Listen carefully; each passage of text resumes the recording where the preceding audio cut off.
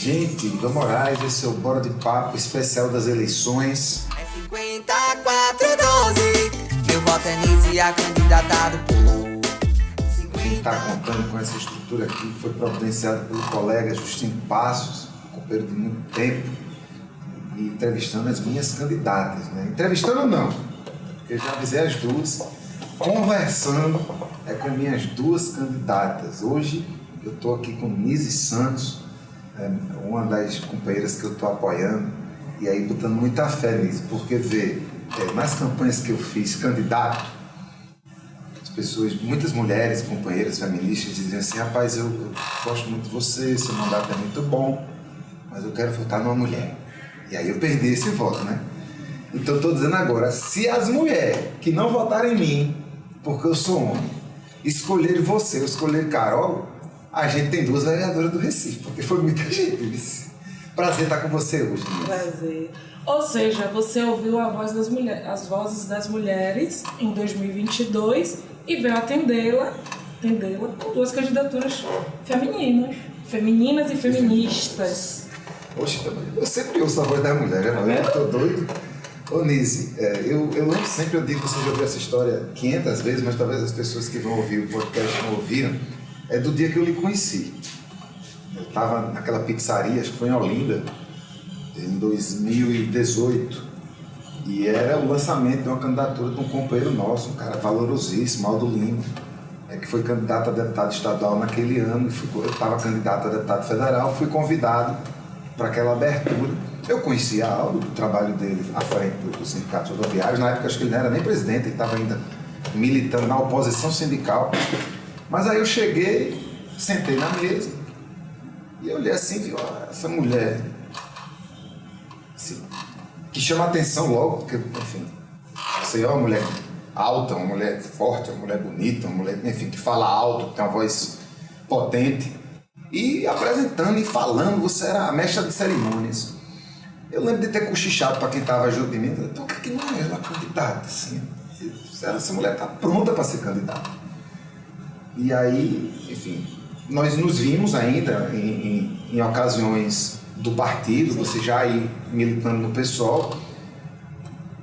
Chegou a pandemia e nós entendemos, a gente já tinha um companheiro no mandato que atuava à frente das pautas de saúde, que era o Dr. Rodrigo Cariri.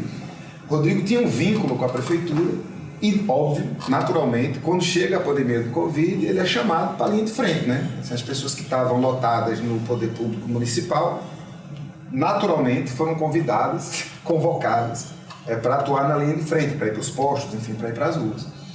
E a gente entendeu que naquela pandemia não dava para ficar sem uma pessoa de saúde.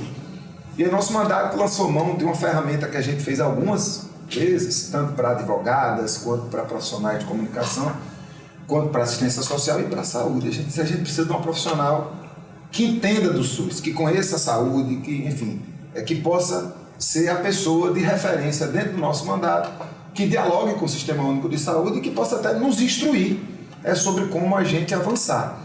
E quando tem esses episódios de seleção, não é um concurso público, porque são cargos comissionados, são cargos de confiança, eu procuro não participar do processo até quando ele chega na parte final. Tem vezes que até convido pessoas que não estão nem no mandato para fazerem entrevistas, isso aconteceu logo no começo, para poder ser o mais impessoal possível. Eu só chego na hora que eu vai ter uma definição entre uma e outra e vou participar da entrevista final. E aí qual foi a minha surpresa, ou não sabia nem que você estava participando daquele processo seletivo, e aí encontro você na finalíssima, você e outra companheira, as duas arrasaram na entrevista, mas a gente entendia que a gente tem um papel afirmativo também, e você naquela hora, por ser uma mulher negra, entrou na frente e não desapontou hora nenhuma. E aí a gente tem outra experiência de trabalho, a gente que se via sempre nas marchas da vida, a gente sempre via na Conda Boa Vista, né? No Parque 13 de Maio, na Praça Oswaldo Cruz, né? Nas mesas de bar da cidade do Recife, mas aí a gente entra num outro tipo de relação. A gente passa anos, quase 4 anos, trabalhando juntos. E aí, neste processo, você se afirma, especialmente depois do último processo eleitoral, como uma possível candidata. Isso me alegrou bastante. Então eu vou passar logo para você falar o que você quiser, mas entre as coisas que você for falar, que é o que você quiser, me diga como é esse negócio da política para você. Primeiro eu vou começar com uma curiosidade. Boa. Algumas pessoas sabem, mas não são todas, e portanto são poucas, que quando você me conheceu, naquela atividade na churrascaria lá na Zona Norte, que era o lançamento da candidatura, né, do companheiro Aldo, eu cumpri um papel de assessoria política à oposição, a um coletivo de oposição chamado Uguará, dentro da categoria de rodoviário. E é uma curiosidade, porque eu sou uma pessoa enfermeira de formação, mas sempre aliei a minha formação com uma trajetória política em partidos e movimentos, e isso era o que me autorizava, isso que me capacitava para acompanhar a oposição chamado Uguará. E aquele ano era um ano difícil, você deve se lembrar, estava candidato a deputado federal, e a gente tinha um desafio. Qual era o desafio? Era o desafio de, nas eleições, a gente discutir o tema do transporte público estadualmente, porque essa é uma responsabilidade política do Estado, os municípios também colaboram, né, com subsídio, mas o subsídio maior e o consórcio é uma responsabilidade do governo do Estado. A gente queria, de um lado, discutir o tema do transporte público, o quanto a gente pagava mais, o quanto esse modelo de pensar o transporte público no Brasil e em Pernambuco é ruim. É um modelo em que você abre concessão, fecha, contribui para a passagem para o sistema. Governos, trabalhadores, empresas e todo mundo, e ao mesmo tempo as empresas não têm que dar nenhum retorno de desempenho para você. Você, como vereador, sabe, foi parte do processo de aprovação, por exemplo, de ar-condicionado para o transporte público no Recife, e até hoje você sabe que tem uma parte importante do transporte que não tem ar-condicionado numa cidade como a nossa, né? Que tem um sol para cada um, adoro esse calor, né? Mas quando você está dentro de um ônibus, ter um ar-condicionado é um conforto para a classe trabalhadora que passou um dia inteiro de trabalho ou que está saindo de sua casa para ir para o trabalho. Você chega melhor em casa, né? É uma condição para a vida, né? Para a mobilidade. Então, isso é muito curioso, e aquele ano a gente estava fazendo isso, e ao mesmo tempo, né, colocar também o companheiro Aldo, que era um companheiro que passou por muita perseguição, né, por empresas, foi demitido. Nós lutamos muitos anos, Ivan, pela readmissão de Aldo Lima. E vencemos. E venceu a eleição de rodoviários. Então, foi nessa situação. Então, eu sou enfermeira e já fiz assessoria para muitos movimentos, inclusive do transporte público. Mas não foi ali que você meteu-se político. Você já estava na política? Já. O que lhe fez? Qual foi esse bichinho? Como é que foi esse negócio da política? Quer saber mesmo? Quer saber mesmo? Quero, eu nunca lhe perguntei, agora eu quero saber. Rapaz, quando eu saí do terceiro ano, eu entendi que meu colégio não me preparou para a universidade. Quando eu saí, e olha que eu preciso lhe dizer, eu vou fazer um parêntese. Eu era aluna CDF, pode confirmar com minha mãe, Dona Ivone. Com todos os meus irmãos. Eu preciso confirmar com ela, porque eu conheço você no mandato. Então eu sei que você estuda. Então, chegou um determinado momento ali, com 15, 16, 17 anos, eu falei assim, poxa, eu quero entrar na universidade. Não sei dizer exatamente que referência, porque na minha família não tinha ninguém na universidade. Eu sou a primeira pessoa na minha família a entrar na universidade pública. Em algum momento eu falei assim, eu quero isso para minha vida. Talvez meus amigos, eu tinha uma relação com pessoas da igreja, né? Tinha já uma relação com um grupo de pessoas que já fazia movimento negro, numa célula chamada Umbutu. Eu achava bonito. O primeiro amigo meu que entrou na universidade foi Gabriel, eu achava muito bonito ele indo para a universidade. E talvez eu tenha decidido, olhando para isso, entrar na universidade. E, tipo assim, primeiro, segundo, terceiro ano, eu não fiz muita coisa da minha vida. Estudei muito. Quando eu fui fazer a prova do vestibular, eu entendi que eu não estava preparada. Que tinha déficit ali na minha formação. Fiquei muito chateada com isso, muito chateada. Até hoje minha mãe tem, só para te dizer, um parêntese mesmo, meus cadernos e meus livros da escola, tudo preenchido. Tudo. Tem carta das professoras dizendo, me elogiando, sabe? Então eu entendi que se eu era uma boa aluna, com certeza eu iria passar no vestibular. Não foi isso que eu vi, entendi que minha formação estava muito distante. Busquei um cursinho para vestibular para pessoas de baixa renda, que estava envolvido com o movimento negro. É nesse momento que eu começo a entender que eu precisava afirmar minha negritude, que política era importante. Passo mais 2 anos estudando muito dedicado ao vestibular e passo na universidade. Uma outra curiosidade, eu prestei 3 anos para medicina na universidade pública, mas na minha época tinha a primeira e segunda fase. Passava na primeira fase, nos dois primeiros anos, não conseguia passar para a segunda, sair da segunda. E aí eu tentei fazer enfermagem numa outra universidade que não tinha medicina, mas enfermagem era o curso da saúde mais concorrido. E aí passei na universidade pública. Quando eu entro na universidade pública, eu vou viver vários dilemas. O primeiro dilema é não ter ninguém na minha família na universidade. Então o que eu via? Tem que trabalhar logo. Então veja, minha mãe foi uma mulher muito corajosa, assim, não, eu vou segurar esse discurso aqui e vou mantê-la. Só que também ela tinha tinha limitações para me manter na universidade. Limitações para ter dinheiro para eu pegar ônibus todos os dias, porque eu tinha aula de segunda a sexta, aí meu curso era diurno. Então eu tinha aula de manhã e de tarde. Então, dinheiro para pegar transporte, dinheiro para comer durante a universidade, dinheiro para xerox, dinheiro para trabalho, na época você tinha que fazer impressão, enfim. Você sabe que estudar na universidade pública tem custos. Mesmo não custo do tempo. Isso. Você está estudando, não está trabalhando, não está ganhando bolacha. Tem o transporte, tem os livros, tem a xerox. E aí minha universidade não tinha restaurante universitário, minha universidade não tinha bolsa auxílio permanência ainda para estudante cotista, não tinha uma estrutura mínima para manter a universidade. Até que um dia eu entendi que não era só eu que estava passando por isso. E eu, de fato, eu fiz várias estratégias. Desde almoçar, muitas vezes na vida eu almocei de manhã. Para passar o turno da manhã e lanchar ali com R$2. Eu lembro que eu comprava colchão suco e fazia isso. E eu percebi que essa não era a realidade só minha, embora essa realidade fosse de uma minoria. Aí eu decidi lutar por uma cozinha. Eu entendi que outros estudantes de outros cursos também não tinham uma cozinha, porque eu poderia levar minha marmita, colocar na geladeira, ter um micro-ondas, esquentar, almoçar, e isso diminuiria muito o perrengue na minha vida. A outra coisa é que eu não tinha computador em casa e a gente tinha um lugar chamado CPD, que tinham 4 computadores. Para eu acessar aquilo ali, meu filho, era um negócio, assim... Tinha que marcar... Eu tinha que chegar muito cedo, eu morava longe, era uma parada que não atendia.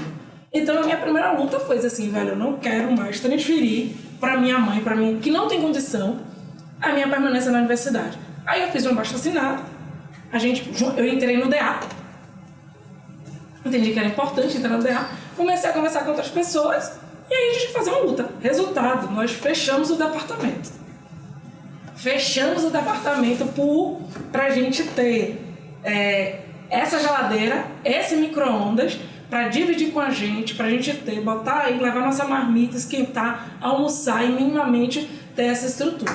Depois eu comecei a fazer luta para ter laboratório de anatomia, depois a gente fez luta para ter um novo prédio, depois, enfim, a precarização que minha universidade vivia me levou, é um segundo elemento. Primeiro é a entrada na universidade. Depois, quando eu entro na universidade, isso aí me impulsiona, eu falo assim, pronto, aí entrei no DA, conformei grupo político, disputei DCE, depois entrei em partido político, depois do partido político me relacionei com diversos movimentos sociais, movimentos do campo, professores, rodoviários, agricultores e agricultoras rurais, mulheres, adolescentes, enfim. Não parou mais? Não parei nunca mais, até chegar no teu mandato. E quando tu chegou no mandato? Essa foi a tua primeira experiência... Legislativa. O que tu percebeu logo assim? Porque tu vinha de uma militância que era partidária, que era sindical. Eu via muito você nas lutas dos movimentos em geral, mas muito na luta sindical, não apenas dos rodoviários. Eu via você na greve dos Correios, Sim. Eu via você nas lutas da enfermagem. Né? Enfim, eu via porque eu estava lá e via. Outra curiosidade, eu assessorei a oposição dos trabalhadores e trabalhadoras do Correio 2 vezes na disputa do sindicato. Eu já vi greve do Correio. Até nos trabalhadores da Compesa. Olha. E quando você chega no mandato, o que é que chama a atenção, assim? Foi sempre bom? Teve alguma coisa que você disse, rapaz, esse negócio aqui talvez não sirva?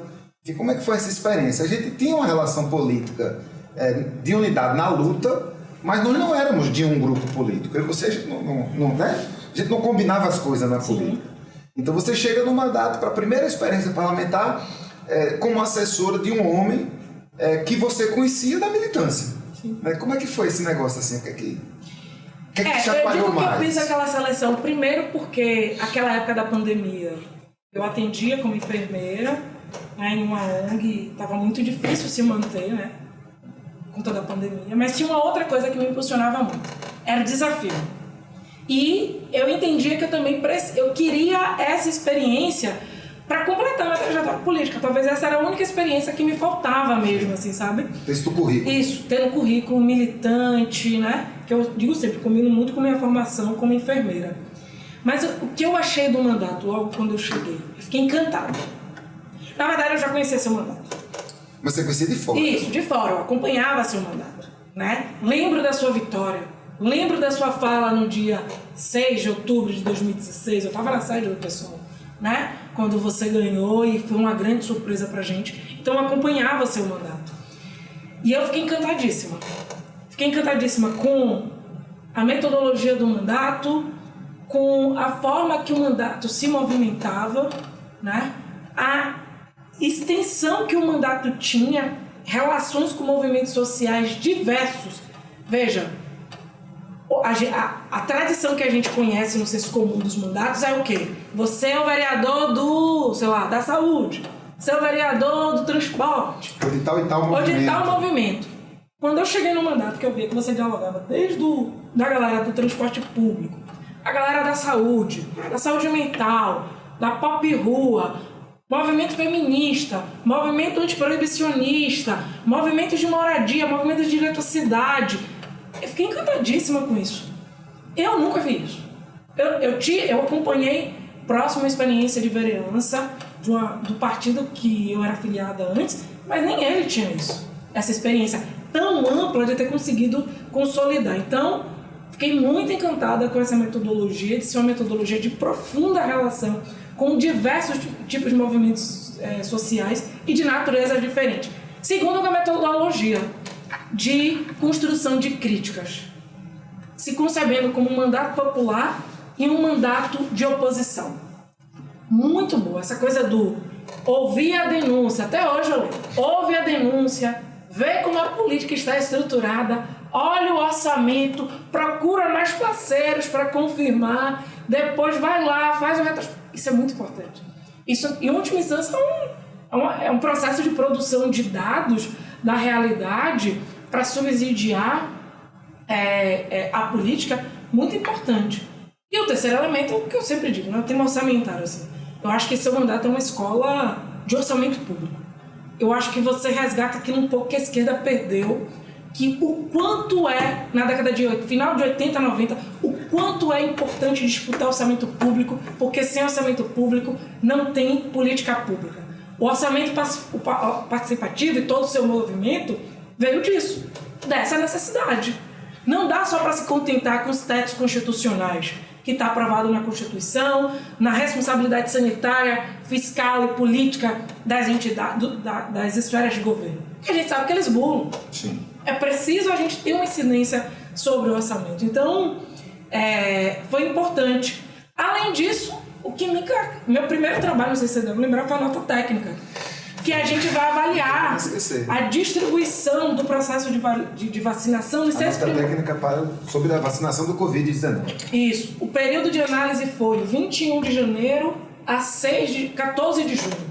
Ou seja, os 6 primeiros meses após que a vacina chega no Recife. Naquele momento, ainda a vacina não era universal, era por faixa etária e comorbidade, a gente entendia isso. Mas o que a gente vai identificar naquele momento ali? A gente vai aplicar, e eu, chegando com um mês de mandato, já vou aplicar toda a metodologia de produção de conhecimento de dados sobre a realidade. E foi muito massa, porque foi muito paciente, Foi rápido, mas assim, a equipe se debruçou nisso. A equipe teve capacidade de explicar a trajetória do mandato, da metodologia, né? E a gente fez um trabalho belíssimo. Quando a gente vai olhar a taxa de letalidade com a vacinação e número de mortes, a gente vai ver que tinha uma lacuna, tinha um problema de desigualdade de acesso. Veja, não é que tinha problema de logística, mas tinha problema de desigualdade de acesso à vacina.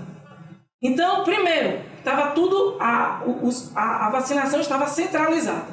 Você ou tinha que ir de carro, né, os drive-thru, ou você tinha que pegar um ônibus. Ainda existia muito medo de se pegar ônibus, né, para chegar nesses postos, porque ainda existia um risco de contaminação, a gente sabe ali em 21. As pessoas, embora a gente estivesse vivendo o auxílio emergencial, mas a gente sabia que as vulnerabilidades sociais estavam aumentando, então nem todo mundo tinha grana para pagar esse ônibus e ir, ou pagar o Uber, ou pagar a moto para chegar. Então isso também impedia, e o que a gente identificou é quem tinha mais recursos materiais para garantir um deslocamento seguro e dentro de isolamento, conseguia se vacinar, mesmo dentro das faixas etárias e das comorbidades que estavam elencadas para as prioridades. Ou seja, a classe média, quem tem mais recursos, não tem nenhum problema disso. O problema é quando as pessoas da mesma faixa etária e das mesmas comorbidades que estão morando nos morros, na periferia do Recife, não têm as mesmas condições materiais para o acesso. E aí quando a gente ia ver, aonde tinha mais morte era onde tinha menos vacina. Você disse isso. O mapa da taxa de letalidade era preto, o mapa de vacinação era branco. Entende? E a gente vai identificar esse processo de desigualdade e a gente vai para uma reunião. Não sei se você lembra. Não sei se eu posso afirmar isso. Na secretaria. Mas naquela reunião da secretaria, se eu não me engano, foi a reunião mais longa da história do seu mandato. Durou 4h30. Foi longa. Não sei se alguma outra reunião... Eu quero no cronômetro, mas essa foi longa mesmo. A gente entrou, Beto estava, a gente entrou às 9h e nós saímos de lá quase 1h. Foi muito tempo de reunião. Foi debate detalhado com a secretaria, sabe? Proposições. E que bom que a gente viu todas as nossas recomendações para o poder público se efetivarem. Aí eu vou responder. O que tem diferente no mandato? Né? Militar no movimento social e no mandato. São espaços diferentes, de natureza diferente. Né? Mas que se combinam. A vitória de um pode ser a vitória do outro. A vitória do outro, do espaço institucional, também pode ser a vitória do movimento social. Agora, a grande diferença é que aqui no espaço institucional você milindra com ajuste de política pública, com monitoramento do que está acontecendo na realidade. Você está lidando com quem pode ou pode chegar perto, né, pressionar, quem está com a caneta, quem está implementando política. Então, aqui a gente tem uma responsabilidade que é uma responsabilidade, veja, eu posso estar sendo injusta, coletiva. Sabe, assim, muito mais. Assim, quando a gente está fazendo algo no mandato, a gente sabe que não é para um grupo específico. Às vezes até é. Mas a gente sabe que a vitória daquele grupo específico pode ser a vitória de vários outros grupos específicos. Entende? Então, é um outro espaço. É um outro espaço. Por óbvio, nem sempre foi... Não é fácil. Não é fácil. O mandato ele tem muitas pautas. Muitas pautas. Você sabe disso. Muitos eixos. Muitas relações. E é um mandato que trabalha muito, Ivan. Sim, nós trabalhamos muito. Não é que nós trabalhamos para ficar fazendo escada para você. Sabe? Isso é importante. Sabe? Você é um vereador eleito. Nós trabalhamos para você. Nós somos parte de uma equipe. Mas assim, é um mandato que requer muito estudo, requer muito tempo, requer conversar com muitas pautas, com muitas áreas, sabe? O que tu gostava mais de fazer no mandato? De tarefa? Orçamento. Mexer com orçamento. Mexer com orçamento. É que é importante, né? Você só conhece um governo quando você sabe como é que ele gasta. Né? Isso, exatamente. Eu aprendi isso com você. Conversa. Aprendi isso com você. Você não conhece o político pelo que ele diz, mas é como ele gasta. Como ele gasta o dinheiro público. Eu vi que você tinha umas tarefas, mas você sempre... Eu gostava também das Eu gostava também das nossas... como é que se diz? Nossas comemorações de final de ano. Balanços. Adoro balanço, para mim é uma das melhores metodologias de prestação de conta. Assim, lindos os balanços que você vai lá no final do ano, presta conta de tudo que você fez, tanto do ponto de vista político quanto do ponto de vista financeiro, é incrível. Liz, uma da gente tem essa característica da prestação de conta, né? Toda sexta-feira eu faço nos ônibus, a gente de vez em quando chama as pessoas na Câmara para fazer a prestação lá. Todos os anos a gente escreve relatórios e no final do ano tem um balanço. Então eu vou lhe engatar uma pergunta que pode ser até mais... Pode ser que você fique falando aí um bocado depois do que eu vou dizer. Primeira coisa, recentemente a gente se debruçou sobre a metodologia do mandato. A gente está finalizando agora um documento que até, enfim, estou na revisão final para ir para a diagramação, que traz meio que um manual, né? Vai ser um calhamaço que vai mostrar como a gente funciona. Durante o processo de escrita desse documento, eu tive uma conversa com Tânia Valença, que é da Miciclo, que inclusive está colaborando muito com a sua campanha. É um grande apoiador. E é um dos que vem mais indignado, né? Como é que você não vai, né? E aí ele disse, eu participei desse negócio. Mas veja, e aí a fala dele para a Luciana Pinto, que foi a sistematizadora. Uhum. Não adianta, é como a bicicleta. A bicicleta que funciona para Ivan não é a bicicleta que funciona para Carol, nem é a bicicleta que funciona para Nise. Cada um vai ter que ter um assento de um jeito, vai ter o volante de outro jeito. E ele dizendo que era difícil replicar a metodologia. Mas aí eu dizia para ele, mas Daniel, pelo menos a gente pode definir que é uma bicicleta, que se pedala. E não é um carro. Que não é um carro. Então há coisas que dá para reproduzir. Tem coisa que não dá. E aí a minha pergunta é a seguinte. Primeiro, o que é que vai ser diferente no mandato de Nise? Os nossos acordos nós conhecemos. Eu tenho certeza que o seu mandato vai ser paritário, de raça e de gênero, no mínimo. Tenho certeza que o seu mandato vai ser participativo, tenho certeza que o seu mandato vai ser horizontal, tenho certeza que o seu mandato vai prestar conta, vai ser transparente. Qual vai ser a diferença, além naturalmente do seu corpo? Eu já tenho um homem branco, você será uma mulher negra à frente, com experiência que você não teve ainda. Você disse que não tinha tido experiência ainda, que a única que faltava era do legislativo, mas falta ainda a de parlamentar. Você estava de assessora. Eita. Agora você vai, a partir de janeiro, vai tornar-se parlamentar. Então a primeira pergunta é, qual a diferença do mandato de Nise para o mandato de Ivan? E eu vou fazer uma pergunta em cima dessa pergunta que como é que você pensa já a prestação de contas do seu mandato, se é que você já pensou nisso? Difícil de responder essa pergunta. Vai na primeira primeiro. Difícil. Qual é a diferença do mandato de Nise para o mandato de Ivan? Difícil de responder, minha gente. Difícil, porque talvez eu tenha participado, dentro da minha experiência, de que eu olho, né, de fora, da melhor experiência de mandato legislativo que a esquerda recifense já teve. Então, assim, talvez o que eu mudasse, provavelmente, seriam coisas muito internas, assim, sabe? Tipo, eu giraria a assessoria direta, não seria um grupo permanente, sabe? Pra quem tá me ouvindo, a assessoria direta é um grupo que anda a coordenação do mandato, sabe? Transformaria em algo mais, não permanente, mas algo cíclico, sabe? Para isso. Que mais?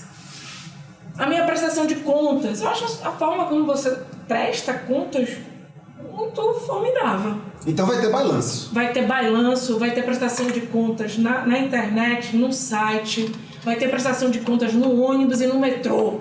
Vixe Maria.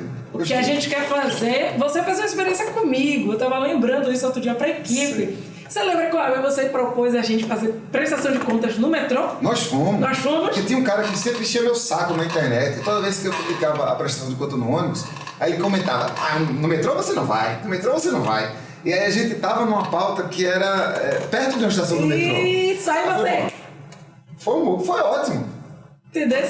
Agora, uma terceira coisa que eu acho que a gente tem pensado, que eu penso não ter uma única forma de prestação pública lá. Tem, por exemplo, as companheiras nossas do pessoal do Rio de Janeiro, elas fazem uma coisinha massa também, Ivan. Um buraquinho do homem, chega lá que era o que Marielle fazia. E toda sexta-feira, todo mundo do pessoal carioca faz isso. E aí vai lá... Eu fui lá já com Marielle. Sério? Eu tenho foto, eu, Marielle, Glauber, Massa. Chico Alencar, acho que Tarcísio, Talíria, Que massa. prestando conta no buraco do mundo. Então, o que é que eu penso, assim, sobre a prestação de conta? Uma sexta-feira pode ser no ônibus, a outra pode ser no metrô, a outra pode ser numa praça, sabe? Arrasou. Acho que a gente pode fazer isso, embora ache que a ideia do ônibus é maravilhosa, certo? Os mecanismos de prestação na internet, na rede social, fortemente isso, esses processos, e também estou disposta a mais do que isso. Se os movimentos sociais quiserem chamar apoiadores, sabe? Pensar essa coisa mais ampla mesmo, sabe? Eu quero saber como é que tu gasta, eu quero saber como é que tu tá fazendo isso, nós estamos abertos. A vereadora tem que ir aonde o povo está. Aonde o povo está. E é muito difícil, assim, eu reivindico muito a metodologia do nosso mandato, eu reivindico muito a composição de orientação sexual, de gênero, de raça, cor, né? De classe também, é importante dizer isso. Sim. Importante dizer isso. Sim. Né? Nossa, eu reivindico muito internamente, né? As coisas como ela funciona, sobretudo a autonomia de quem está nas pautas, nas agendas, né? Então, por exemplo, eu sempre tive, para quem está me ouvindo, eu coordenava o eixo de saúde e política de drogas. Então, Ivan nunca chegou dizendo assim, eu quero isso. Ivan sempre teve uma metodologia e disse assim, o que é que vocês acham sobre isso? Sabe? Então, assim, acho que essa coisa da... O que é que nós achamos? O que é que nós achamos? Ou seja, essa coisa os eixos do mandato, as pautas do mandato, ter autonomia de quem constrói, de quem milita, de quem está ali acompanhando no dia a dia, eu acho isso formidável. Agora, mais uma vez eu digo, esse é um tipo de mandato que requer muito, suga muito, requer muito estudo, muito pé na rua, muita rua, ao mesmo tempo muito trabalho interno, sabe? Muito acompanhamento da realidade do que está se debatendo, do que está se discutindo na cidade, sabe? E você chega no final do ano, você chega... Meu Deus, eu quero férias. Porque você é um mandato que ouve a cidade inteira. É difícil. Talvez o que eu mudaria, sendo bem honesta pra você, talvez eu mudaria o número de eixos. Hoje o mandato tem 6, né? Reduziria para 4. E aí transformaria tudo em pauta gênero, raça, classe, orientação e identidade, tudo transversal a todos os eixos, sabe? Entende? Assim, tudo tem que discutir, todos os eixos do mandato tem que pensar e funcionar a partir de raça, classe, gênero e orientação sexual. A interseccionalidade. Diminuiria faria isso, sabe? É um desafio, né, para os nossos mandatos, porque isso era um debate que a gente fazia em 2016. Né? Catarina já acenou aí que a gente está estourando o tempo, mas eu quero contar essa história. Em 2016, quando eu fiz a primeira campanha, as pessoas perguntavam muito. E aí, qual é o tema? Qual é a pauta? E eu venho da comunicação, eu venho dos direitos humanos, eu venho da cultura. Mas eu entendia, lá em 2016, que a nossa pauta era a participação. As pessoas não entendiam isso. E por que eu dizia que a pauta era a participação? Porque eu já sabia que, independente de como fosse, se eu fosse eleito, como eu de fato fui, eu já percebia que a gente ia ser minoria. Então eu já entendia que eu não ia poder dizer, eu não vou trabalhar essa pauta, não vou trabalhar aquela pauta. Porque haveria essa necessidade simplesmente pela falta de outros mandatos com essa disposição de ouvir do jeito que a gente estava. Então a pauta de verdade é a participação. E por que tem tanto eixo? Porque precisa. Então, quem dera, um dia a gente vai ter tantos mandatos, a gente vai ter tantas pessoas participando, que a gente vai poder ter Nise, a parlamentar da saúde, Carol, a parlamentar da cultura, eu posso ser o parlamentar da comunicação, a gente vai ter alguém mais da educação, e a gente vai transformando a cidade, né, aos poucos. Nise, a gente vai terminar com o seguinte. Você vai fazer uma pergunta para mim, e eu vou fazer uma pergunta para você, e depois a gente vai despedir e vai ouvir seu jingle, né? Então, você começa, faz qualquer pergunta para mim. Eu já tenho a minha pergunta para fazer para você. Eu já tenho também a sua. Pois diga. Qual é o seu futuro? A mesma pergunta que a Carol fez. Sério? É a pergunta, né? É a pergunta. É a pergunta de milhão, é a pergunta do momento. Vereador, seu último dia de exercício é dia 31 de dezembro de 2024. Positivo. Quando a gente virar o ano para 25, que será um ano difícil, não será um ano fácil, Não será. né? Você estará sem o seu mandato. Quais serão os seus próximos passos? O primeiro de Primeiro, você pode ser conselheiro do nosso mandato? Já aceito. A primeira coisa que a gente, o primeiro compromisso que eu vou ter de 1º de janeiro é ir para a posse de vocês, né? Então, eu não vou poder viajar para longe, porque eu sei que de manhãzinha eu vou, enfim, acordar ou não dormir. Ou não dormir. Vou passar direto, né? E vou chegar lá para a posse de Carol Enísio na Câmara do Recife. Esse é o meu desejo principal. Depois, acho que é importante dizer, eu não saio da política, eu não desisti da política, eu não me decepcionei com a política, eu não cansei da política, enfim, me dá agonia. Tem muita gente perguntando o que é que eu vou fazer, e eu acho isso muito carinhoso, eu acho que existe um sentimento real de cuidado, né? Eu me sinto muito acarinhado quando as pessoas na rua me perguntam o que é que eu vou fazer depois, mas eu fico muito chateado quando perguntam, quando eu ouço o verbo desistir, quando eu uso o verbo cansar, porque são verbos que eu nunca usei me referindo à política. Eu acho que pelo contrário, você até tem uma vivência político-partidária mais extensa do que a minha. Então você compreende essas nuances e, mais do que tudo, a necessidade de continuar lutando. Sim. Eu demorei muito para me filiar num partido político. Eu me filiei com 40 anos de idade. Rejeitei a participação partidária boa parte da minha vida, inclusive boa parte da minha militância social. Era como se o partido fosse uma travessia sem volta. Eu tinha medo real, falei isso com muitas pessoas. Eu tinha medo de participar de uma eleição e sair da eleição com um carimbo de político na testa. Porque era como se fosse uma defesa para mim, enquanto militante de direitos humanos. Eu não estou concorrendo, né? Eu não disputo isso. Eu disputo a pauta. Eu não disputo o poder. Eu disputo a pauta.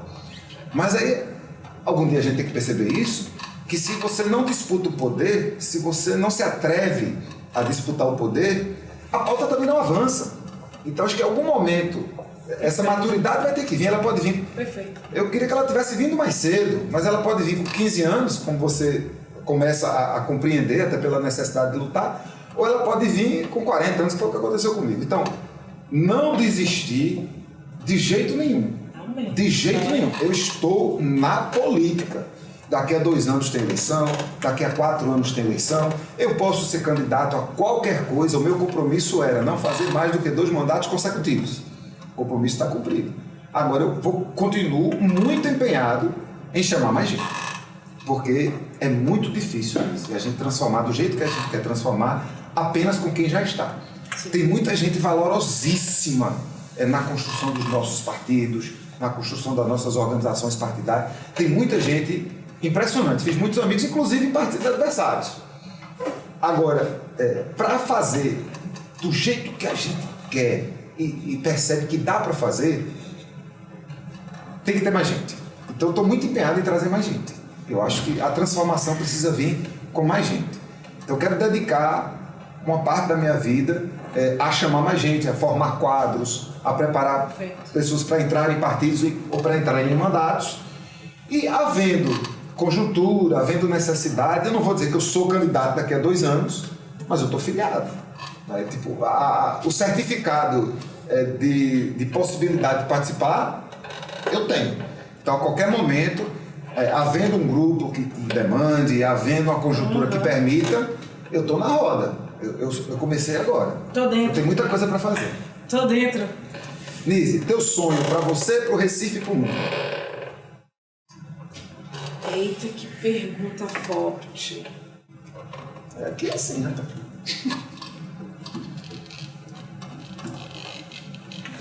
Gente. Pode ser clichê, né? Mas eu sonho com a cidade que todo mundo diga assim, poxa, eu lutei pra caramba, mas eu consegui minha moradia. Sabe? Não tô dizendo assim, vamos transformar, ter uma cidade que vai dar casa pra quem. Não, eu tô dizendo assim, eu sonho com uma cidade que aqueles e aquelas que lutem consigam garantir seus direitos. Então, meu sonho que quando a gente lute, né, por ter acesso a uma saúde de qualidade, a gente tenha.